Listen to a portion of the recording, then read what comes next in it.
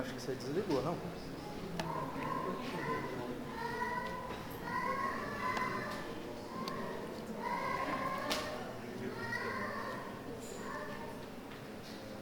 Isso, ligou.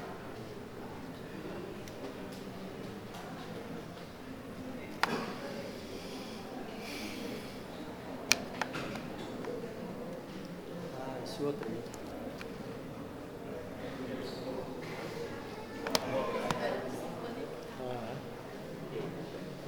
Aquilo é do computador?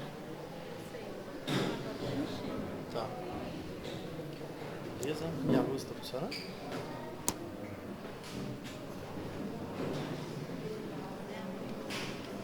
Vou cá. Ok. Luz, câmera, ação. Boa noite, queridos irmãos, queridas irmãs. Sejam todos bem-vindos. Que a paz e o amor do Cristo desça sobre nós e permaneça em nossos corações. Aqueles irmãos que vêm a primeira vez à nossa casa, sintam-se acolhidos, abraçados. Qualquer dúvida em relação à nossa programação, estamos da reunião para esclarecê-los. E para leitura e explanação do Evangelho e a nossa prece inicial, convidamos a nossa irmã Virgínia.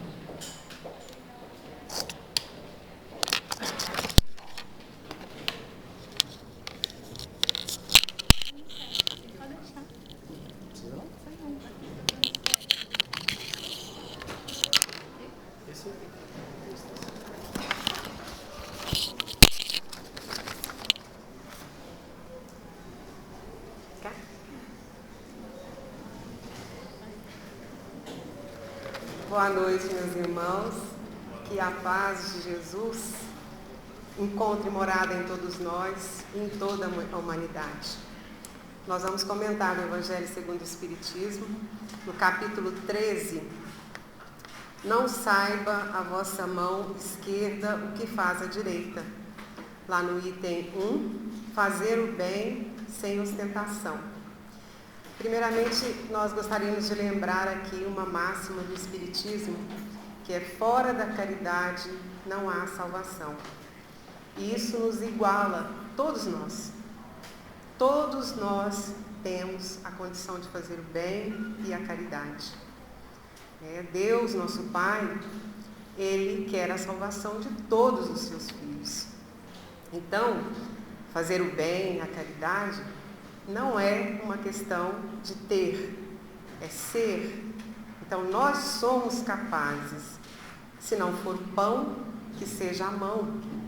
Aí está a diferença, né? A caridade material, muito importante, mas a caridade moral, essa que estende a mão, como o Pai estende a mão a todos nós. E como praticar esse bem? Como praticar essa caridade? Essa é a mensagem que nós trazemos aqui e está no Evangelho. Sem ostentação. É entre nós e Deus. Nós não precisamos provar nada para ninguém, acho que nem para nós mesmos. Nós não temos que mostrar nada. Não precisamos do agradecimento, de forma alguma. Se nós estamos querendo mostrar algum bem que nós estamos fazendo, aquela angústia, às vezes, de ver que alguém não está reconhecendo o nosso esforço por suportar a dificuldade, né? Aquela vontade de, olha o que eu fiz de bom, de bem, nada disso. Isso é aqui no mundo. Se nós queremos o reconhecimento aqui do mundo, aí estaríamos no caminho certo, né? Desejando mostrar o bem que nós estamos fazendo. Estaríamos atrás do aplauso, estaríamos atrás do agradecimento, e fica aqui nesse mundo. Mas é com Deus.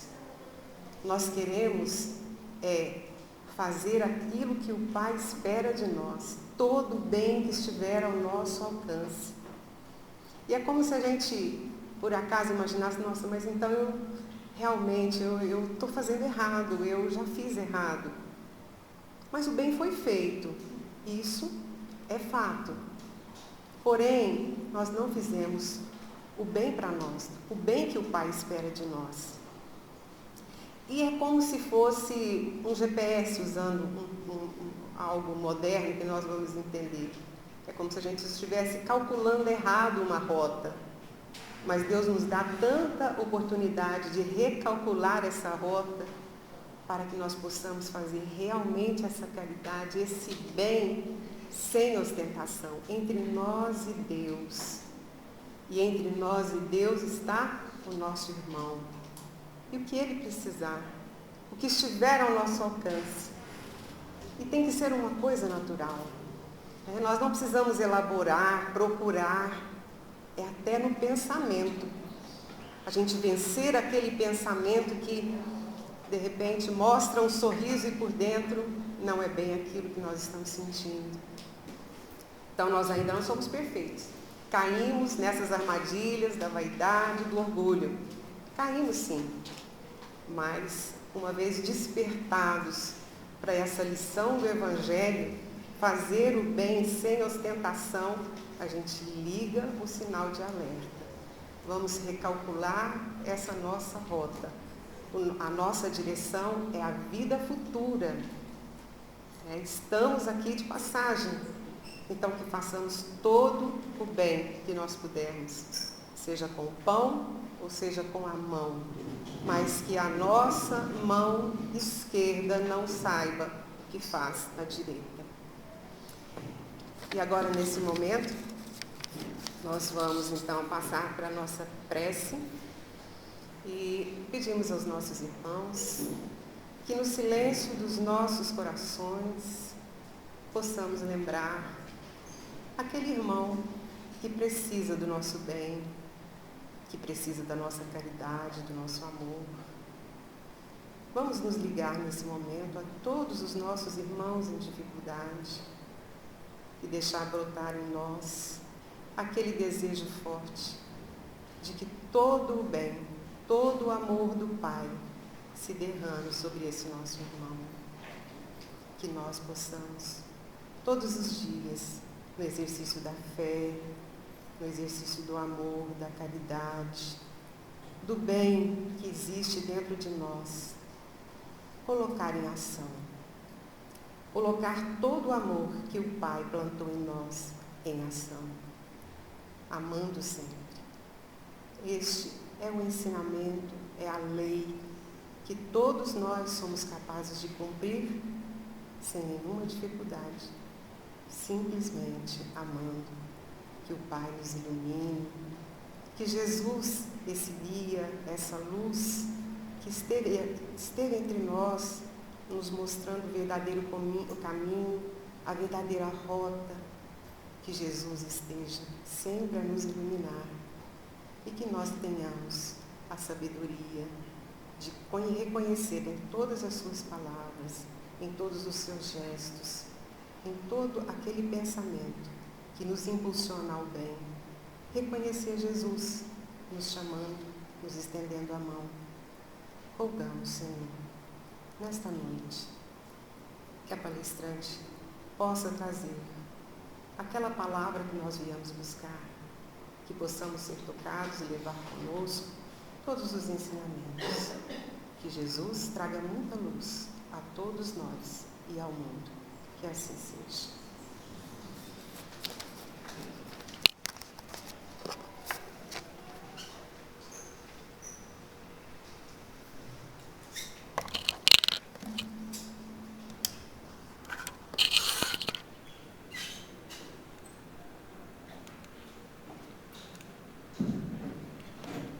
Meus irmãos, e passando para o tema da nossa palestra da noite de hoje, o tema de hoje é gratidão a Kardec. Kardec, obrigado. Nos dias atuais, no próprio movimento espírita, a gente vê um certo distanciamento de Kardec, um distanciamento da pureza doutrinária. E a nossa casa reforça a cada dia o compromisso com essa pureza e com Kardec. E, acima de tudo, com as suas obras. Por muitos tratadas como as obras básicas, a nossa casa reforça as obras kardecianas como obras fundamentais.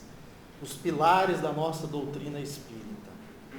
Então, esse compromisso assumido pela nossa casa, e quem vai nos ajudar hoje a entender ainda mais a importância de Kardec e a nossa gratidão a Kardec dentro do movimento espírita, é a Fabiana Manhães.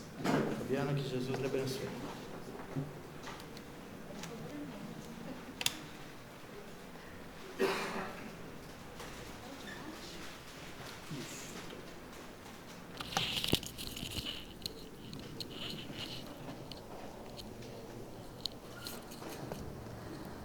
Boa noite, meus irmãos.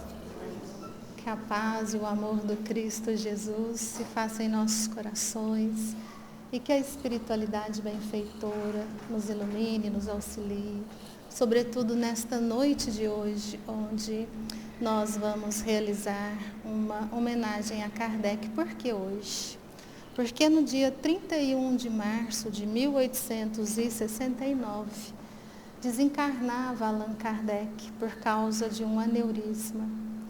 E nós temos a certeza de que Kardec deixava aqui o seu corpo físico, a sua vestimenta, mas o seu espírito retornava ao plano espiritual, sendo recebido com muito amor, com muito carinho pelo Espírito da Verdade e por todos os espíritos que fizeram parte da codificação da doutrina espírita. E hoje nós não vamos fazer aqui uma biografia do professor Rivaio, de Allan Kardec, uma biografia muito interessante, riquíssima. Mas nessa noite o que nós gostaríamos de trazer, de comungarmos juntos, é por que Kardec obrigado, por que de nós termos uma gratidão sincera a Kardec, de brotar do fundo do nosso coração, da nossa alma, esse sentimento de gratidão. E nós nos sentimos muito honrados por podermos falar de Kardec, por podermos demonstrar quem é esse codificador. E, sobretudo, a maior homenagem de Kardec é nós compreendermos a sublimidade da missão que ele abraça, que ele aceita, que ele se dedica. E assim, nós temos que voltar ao ano de 1391 a.C. A Terra estava num momento de transição. Nós estávamos deixando ali o primitivismo, a barbárie. Já tínhamos um certo progresso intelectual, mas quanto à moralidade, a violência, a força bruta, ainda era a justiça que nós conhecíamos. E através do profeta Moisés, nós temos então a primeira revelação. Quando a gente fala em revelação, a humanidade tem revelações e revelações durante todo o período da história da humanidade. Na própria ciência, quantas revelações. Estou olhando ali o Hélio, estou lembrando da ciência, né? Quantas revelações. Mas quando nós falamos de grandes revelações, nós estamos falando no sentido de que é quando Deus permite que nós tenhamos conhecimento. Está dando eco, né? Quando nós tenhamos conhecimento, quando a gente está preparado para receber. Está dando eco? Quer que põe o outro? Eu dou tanto choque, gente, eu acho que é isso, né? Daí, vamos deixar isso de lado. Tá ligado? É quando a gente está falando de revelação, né? Peraí. Tá ligado? Então, vamos voltar aqui nas revelações. É quando Deus permite que...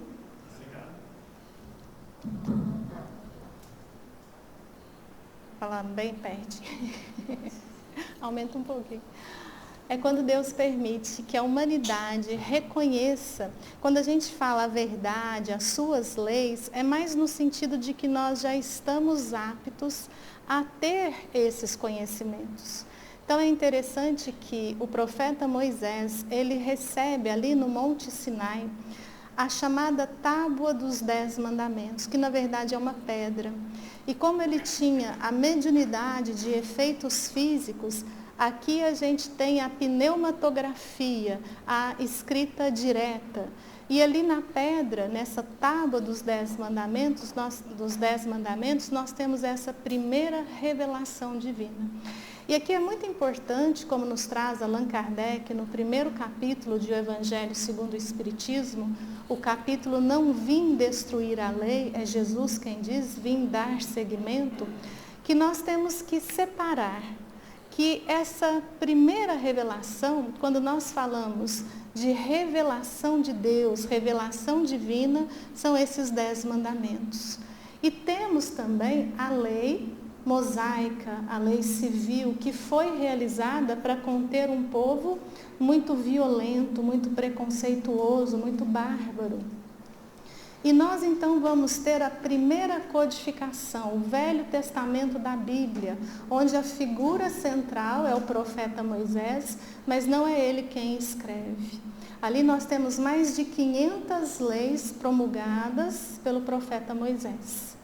Mas quando nós falamos de primeira revelação, nós estamos falando desses 10 mandamentos. E o que é interessante é que nesses 10 mandamentos nós vamos entender aquilo que o Pai, como nos apresenta Jesus, que Deus não quer que nós façamos. Mas por que Deus não quer que nós façamos? É muito importante a gente entender. Não é por vaidade. Não é porque Deus está de olho na gente, qualquer coisa te castiga, né? Você vai ter a consequência. É um tal de sofrer a consequência, né? Gente, a gente sofre, ainda tem que sofrer a consequência, não. Quando Deus nos pede não matar, não roubar, não mentir, não cobiçar, não ter ciúme, não ter inveja, não ter ódio, Ele está justamente nos colocando o caminho para essa autonomia em que nós vamos ser plenamente felizes. Quando nós escolhemos o contrário da lei de Deus, que é a lei de amor, a se desdobrar na bondade, na piedade, na indulgência, nós vamos cultivando infelicidades. Então, quando a gente pensa o que Deus não quer que nós façamos, não é nesse sentido de castigo, mas foi assim que Moisés fez. Porque naquela época era preciso conter um povo ainda mais ignorante do que nós somos hoje. Ainda mais violentos do que nós somos hoje. Tanto é que quando Moisés nos diz olho por olho, dente por dente, é um grande avanço moral. A gente fica desfazendo, né, desse olho por olho, dente por dente. Naquela época era um avanço moral muito grande. Por quê? Porque qualquer ofensa que fizessem comigo, eu ia lá e matava a família inteira. Não deixava nenhum herdeiro, né? Que é coisa ruim, então a gente aniquila todos. O que seria esse dente por dente, esse olho por olho? Se o Denner me dá, nossa, estou violento hoje, me dá ali um murro e eu perco um dente. Pela essa lei, o que eu posso fazer? Tirar um dente dele. Mas não. Então já é o quê? Uma contenção da vingança. E nessa primeira codificação, inúmeras são as predições da segunda revelação. Segunda revelação que é muito ímpar, que se notabiliza com a vinda do Cristo Jesus a nós. E uma definição muito bonita nos dá o apóstolo João no seu Evangelho, primeiro capítulo, capítulo 14. E o Verbo se fez carne e habitou entre nós, cheio de graça e verdade. É interessante que ele coloca aqui qual palavra? Verdade. Vamos falar todo mundo junto a palavra verdade? Vocês vão entender por quê no final. Verdade. Então, cheio de graça e verdade. Jesus, ele não vem destruir qual lei? A lei divina, os 10 mandamentos. Mas a lei mosaica, Jesus, nós podemos dizer que ele muda completamente. Porque quando Moisés pregou ali, trazendo algo muito importante, o monoteísmo, conhecimento de único Deus, Mas Moisés nos coloca um Deus muito vingativo, um Deus guerreiro, Deus da guerra. Aquela justiça que, se nós não fizéssemos o que Deus queria de nós, nós então teríamos castigos violentos. É uma cultura tão arraigada em nós que nós muitas vezes tememos a Deus. Mesmo estudando o Espiritismo, às vezes a gente faz o bem com medo de Deus. Esse é o bem? Não, o bem tem que ser espontâneo e sem intenção. A gente fala sem ostentação, mas não pode ter intenção. Se a gente faz por medo de Deus, é o bem, mas não é o bem que se espera de nós. Jesus vem e nos define Deus como nosso Pai. Ele vai resumir toda a lei em amarmos a esse Pai, amar a Deus sobre todas as coisas. Amando o nosso próximo, o nosso semelhante, somos todos irmãos, assim como nós amamos a nós mesmos. E essa palavra amor que o Cristo nos traz é uma revolução tão grande que nós vamos perceber o quanto não estávamos aptos a receber o Evangelho do Cristo.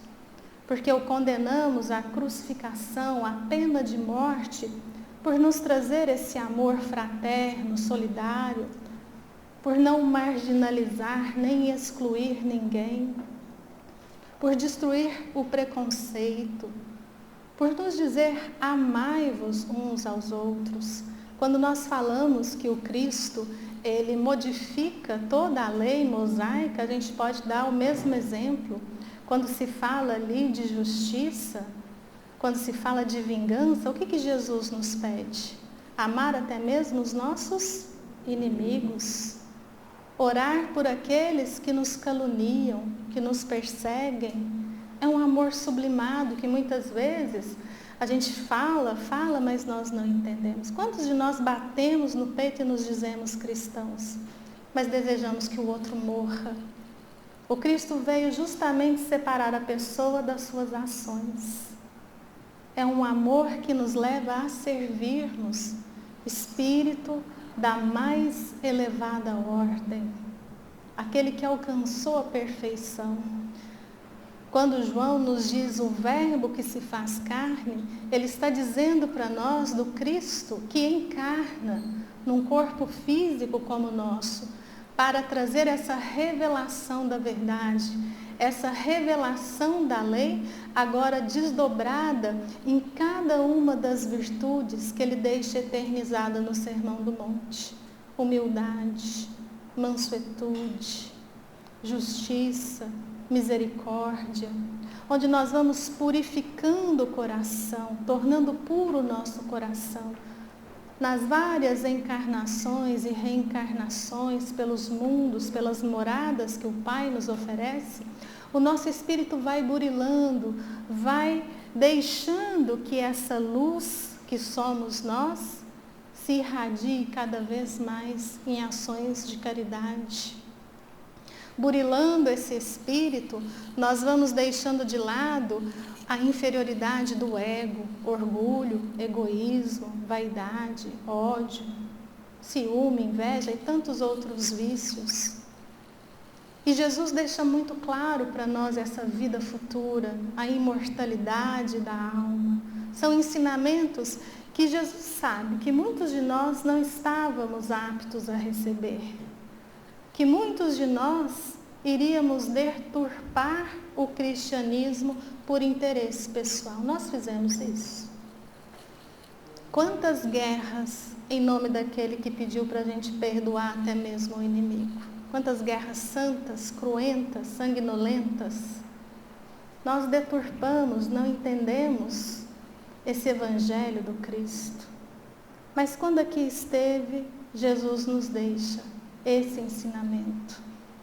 E reunido aos seus discípulos, aos seus apóstolos, é interessante que assim como naquela primeira codificação, o Velho Testamento, em 39 livros, nós tivemos a predição da segunda revelação. Agora nessa segunda codificação, 27 livros, divididos nos evangelhos de Marcos, Mateus, Lucas e João, nós também temos a predição da terceira revelação. e ali reunidos numa última ceia, sabedor das nossas escolhas, tanto que Jesus chora no Monte ali das Oliveiras pelas nossas escolhas, escolhemos não pelo amor. Ele então vai deixar no Evangelho de João, capítulo 14, versículos 15 a 18 e também 26 e 27. A predição mais linda: se me amais, guardai os meus mandamentos. E eu rogarei a meu Pai, e Ele vos enviará outro Consolador, a fim de que permaneça eternamente convosco. O Espírito da verdade, que o mundo não pode receber, porque não o vê e absolutamente o não conhece. Mas quanto a vós conhecê-lo-eis, porque ficará convosco e estará em vós. Não vos deixarei órfãos, voltarei para vós. Mas o Santo Espírito, o puro Espírito, que meu Pai enviará em meu nome, vos falará sobre todas as coisas e vos fará lembrar de tudo o que eu vos tenho dito. E é interessante que essa terceira revelação é a doutrina do Cristo, é a doutrina espírita, o Espiritismo. E já aqui nessa altura da noite, nós já temos mais emoção, mais sentimento em dizermos: Kardec, obrigado, por trazer o Consolador prometido pelo Cristo à Terra. Essa doutrina de amor que vem nos falar sobre todas as coisas. Como diz Kardec em o Evangelho, nos mostrar de onde viemos, por que estamos aqui, para onde vamos, onde nós vamos reencontrando Jesus em cada ensinamento. Essa doutrina é um reencontro muito íntimo nosso com o Cristo. Para que esse Cristo interno que nós somos criados à imagem e semelhança do próprio amor, para que Ele desperte a esse convite de sermos perfeitos, de atingirmos a plenitude intelecto-moral, essa condição de felicidade, onde nós vamos servir e amar eternamente. No livro A Gênese, no capítulo 17, se não me engano, Allan Kardec, nos itens 39 e 40, ele vai nos colocar que a doutrina espírita, ela vai nos dar exatamente o que a predição de João nos trouxe. Conhecimento de todas as coisas. Relembrar o que o Cristo nos ensinou. Mas é interessante que nós vamos perceber que essa terceira revelação, ela é diferente da primeira e da segunda.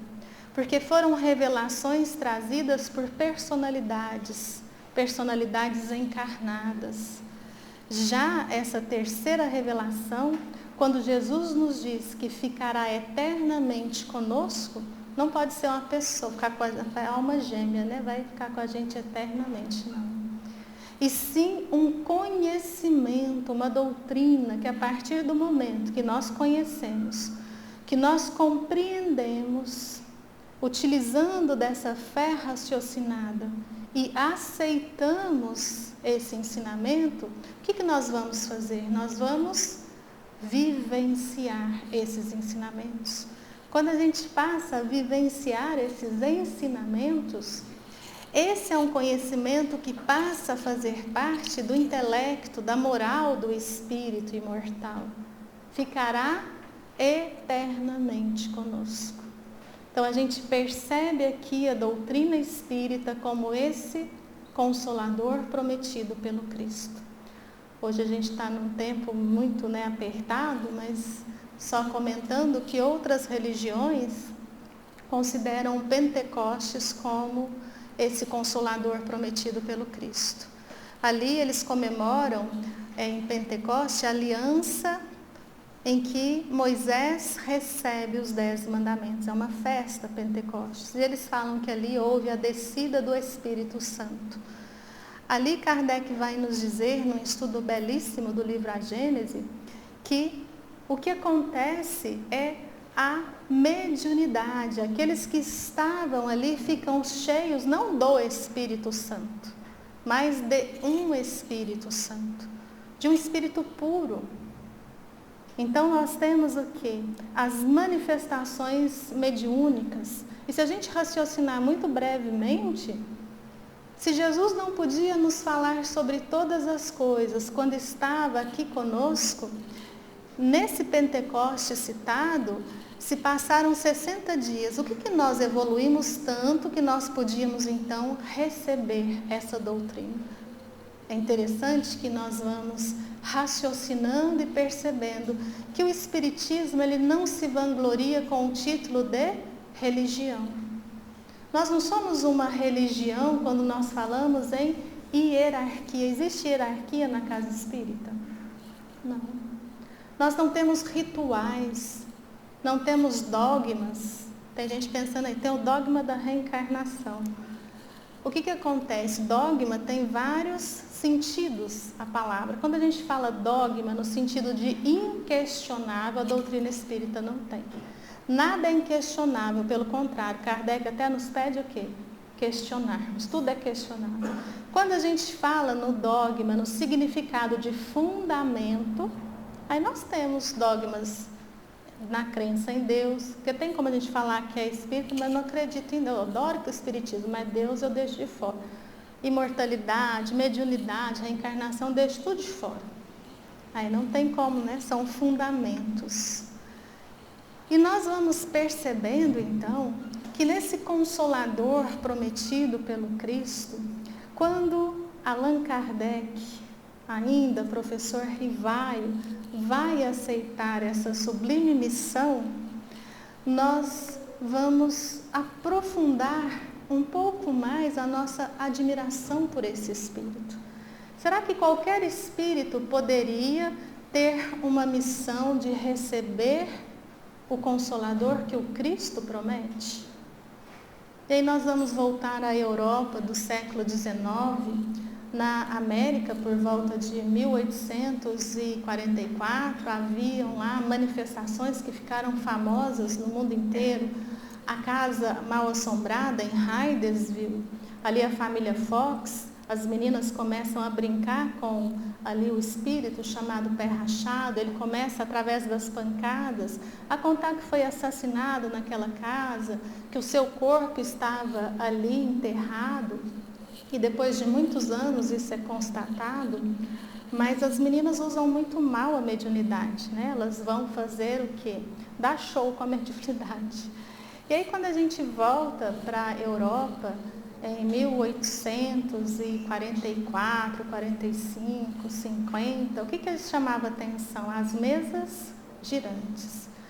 Então essas mesas flutuavam, muitas começaram a responder também com as pancadas. E aí nós vamos ver esse professor, Hippolyte Léon Denisard Rivaio, já muito assim, academicamente falando, já era membro da Universidade Real de Arras, que na época é como se fosse Harvard hoje, em várias ciências, e sobretudo uma paixão muito grande pela pedagogia, era discípulo de Pestalozzi. Pestalozzi as professoras conhecem, né? É esse ensino em que a gente usa o intelecto, o sentimento e as mãos. Então é esse amor que a gente pratica. E aí nós vamos ver o professor Rivaio sendo convidado 2 vezes. Na primeira ele é chamado a ver ali o fenômeno das mesas girantes que respondiam a qualquer pergunta. Qual que eram as perguntas que faziam? Vocês lembram da brincadeira do copo? A gente fazia pergunta séria. Você vai casar, né? Você vai namorar com fulano, você vai ter filho, né? Então era mais ou menos esse tipo ali de questionamentos. E quando falam isso para o professor Rivaio, ele era um homem sério, cético, ele tinha mais o que fazer, né? Tinha academia científica ali, um homem muito caridoso, muito voltado para o semelhante, que ele é carrancudo nas fotos, a gente acha que ele, né? Parece que ele não é caridoso, né? E todos descrevem ele, são inúmeras as descrições dessa caridade sem ostentação. E ali ele rejeita o primeiro convite. O segundo convite é feito pelo senhor Fortier. E ele chega ali naquela, né, gesticulação, quando a gente empolga demais, né, quase que fala, nossa, você tem que ver. As mesas agora respondem tudo, você não pode perder. E o que ele fala? Aquela famosa frase, só irei se me provarem que a mesa tem cérebro. Como é que o objeto inanimado agora deu para responder, né? Ele duvida. Só que em maio de 1855, agora o senhor Patier é quem faz o convite. O senhor Patier é um homem de ciências, estudioso, a quem o professor Rivaio admirava muito. E ele então aceita ver essas mesas. E quando ele está ali, diante do fenômeno, ele então percebe que uma nova lei estava sendo revelada. Que se tem um efeito inteligente, se essas mesas respondem de forma inteligente, a causa também deveria ser inteligente. E a própria causa se revela como espíritos, como as almas dos homens que já viveram na Terra, outros não.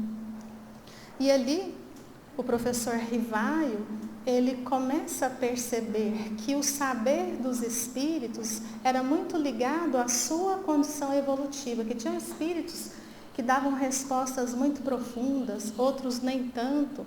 Ele começa ali a colocar perguntas cada vez mais profundas, leva a essas reuniões e começam a chegar até ele várias mensagens de todo o globo. É interessante quando a gente vê até o prefácio do próprio Evangelho, em todos os lugares, quando esses médiums, não se chamavam médiums ainda não se chamavam centros, vamos dizer assim, espíritas, mas essas mensagens eram enviadas através de cartas a Allan Kardec. Por quê?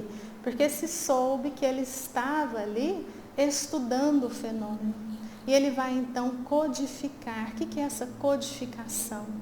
E aqui a gente já vai passar a chamá-lo de Allan Kardec, lembrando que Allan Kardec é com a publicação da primeira edição do Livro dos Espíritos, no dia 18 de abril de 1857. Então, com a publicação da obra O Livro dos Espíritos, consolida-se a vinda do Consolador prometido pelo Cristo.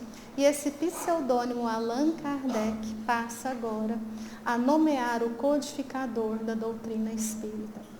E ele então tem os seus parâmetros, a universalidade dos ensinamentos. Eram inúmeras as mensagens que chegavam de diferentes médiuns, de diferentes lugares, que ele ia separando, codificando, levando ali em reuniões muito particulares, na casa do senhor Baudin e outras casas também, ele então questionava. Mas o mais bonito, quando a gente vai percebendo a codificação de Kardec, da doutrina, é a pleiade de espíritos que estão com ele. No dia 30 de abril de 1856, ele recebe ali uma comunicação da sua missão, dizendo que seria muito difícil, muito rude, porque ele iria abalar toda a estrutura do mundo, trazendo o bem, trazendo o amor, trazendo novamente os ensinamentos do Cristo. E ele fica muito assim impressionado, porque ele ser esse missionário por uma missão que ele percebe ali tão importante. E quem assina é o Espírito da Verdade. E esse Espírito da Verdade vai adverti-lo de todas as dificuldades, vai pedir muita descrição. E que se ele não conseguisse, se ele não quisesse, é sempre respeitado o livre-arbítrio, outro tomaria o seu lugar, porque os desígnios de Deus não se assentam em uma única cabeça.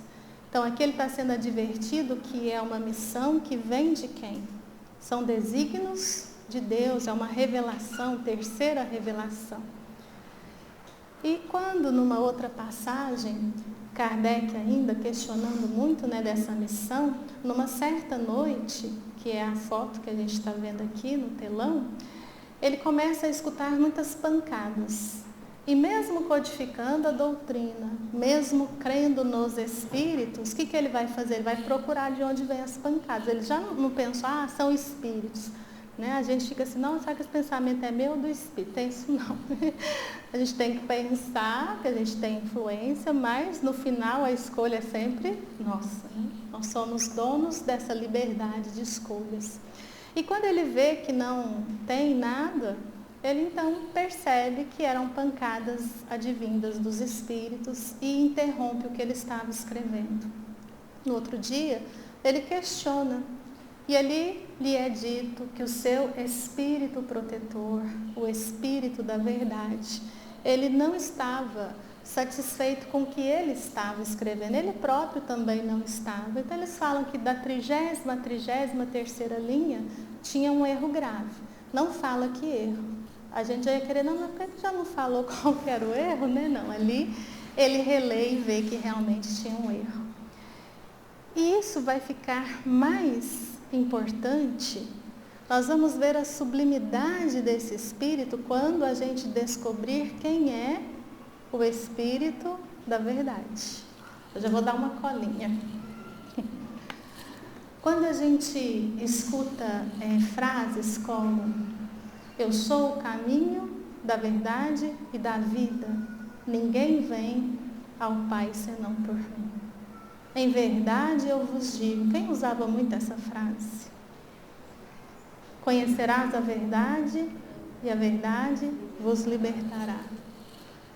No primeiro capítulo de O Evangelho segundo o Espiritismo, Allan Kardec nos fala que Jesus é o presidente do movimento de regeneração, dessa fase de transição planetária.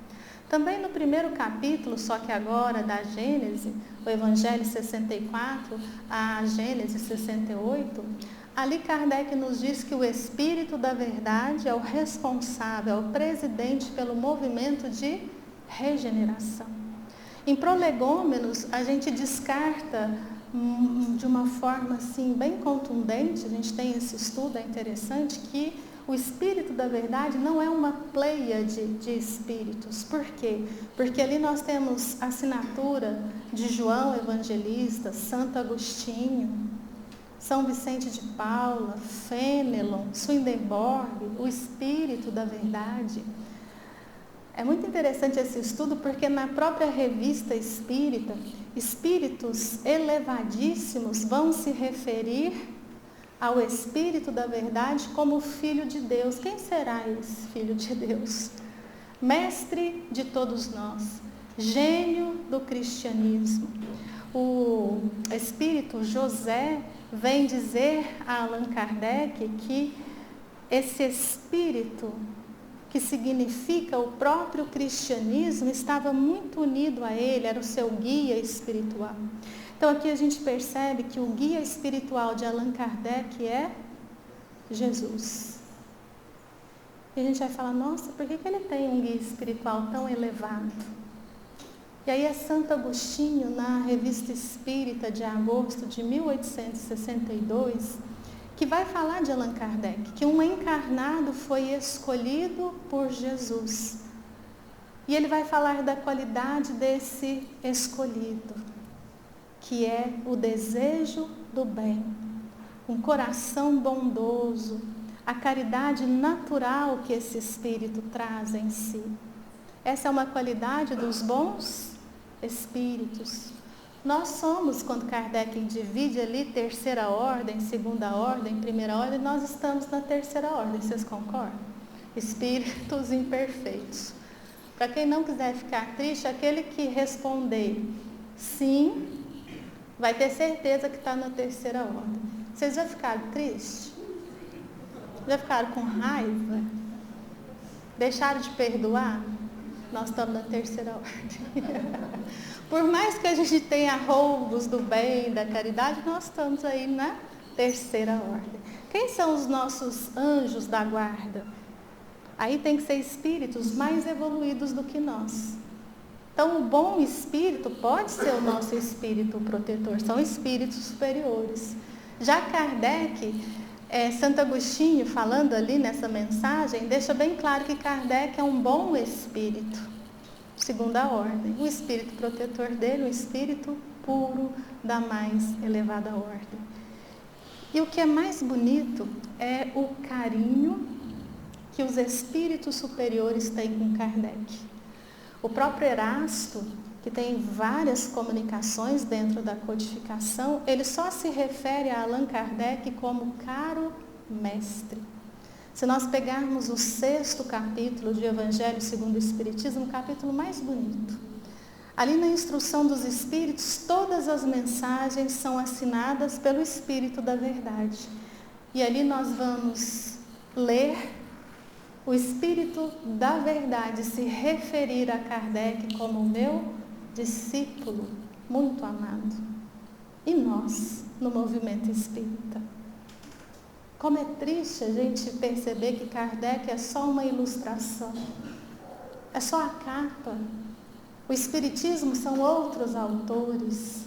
Nós aqui na casa, que honramos a pureza doutrinária, que estudamos as obras fundamentais, nós temos essa gratidão, esse conhecimento, esse respeito, mas sobretudo esse amor a esse Espírito.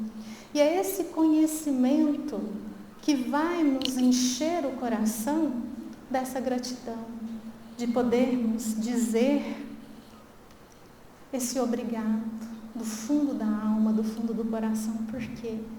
Porque quando nós nos deparamos com a doutrina do Cristo, com o Espiritismo, nós nos deparamos com esse chamado a cada um de nós a sermos perfeitos no sentido de sermos seres humanos melhores, buscarmos resplandecer em humildade e não em vaidade, a servirmos, a termos no Cristo esse exemplo de amai-vos uns aos outros.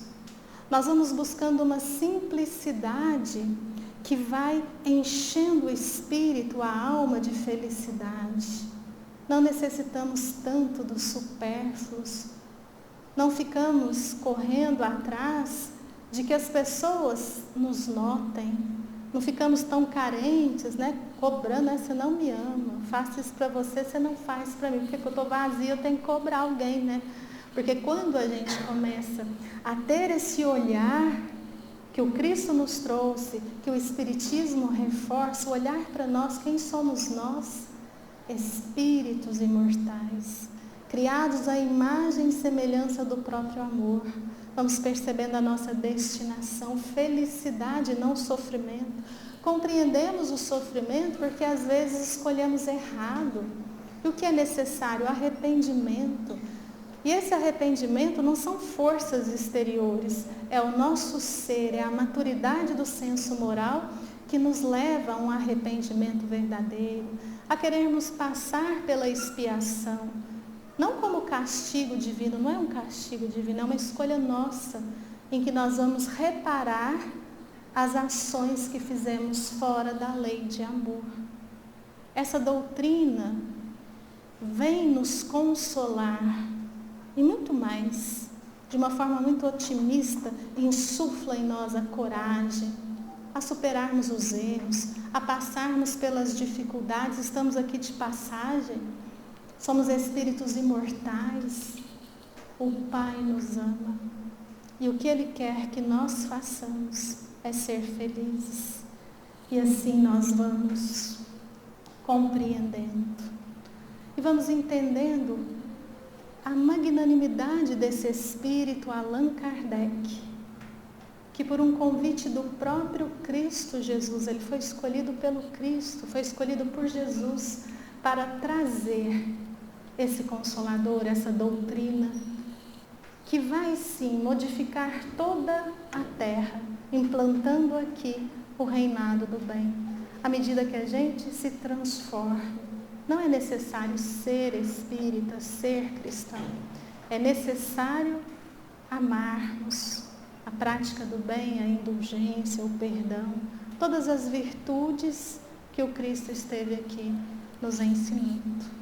Por isso nós vamos finalizar nesta noite, dizendo do fundo da nossa alma: Kardec, obrigado pelo Espiritismo. Obrigado por ter renunciado pelo Espiritismo. Obrigado por nos colocar frente a frente, uma vez mais, com Jesus e o seu convite a amar-nos a Deus sobre todas as coisas e ao próximo como a nós mesmos. Fiquemos em paz.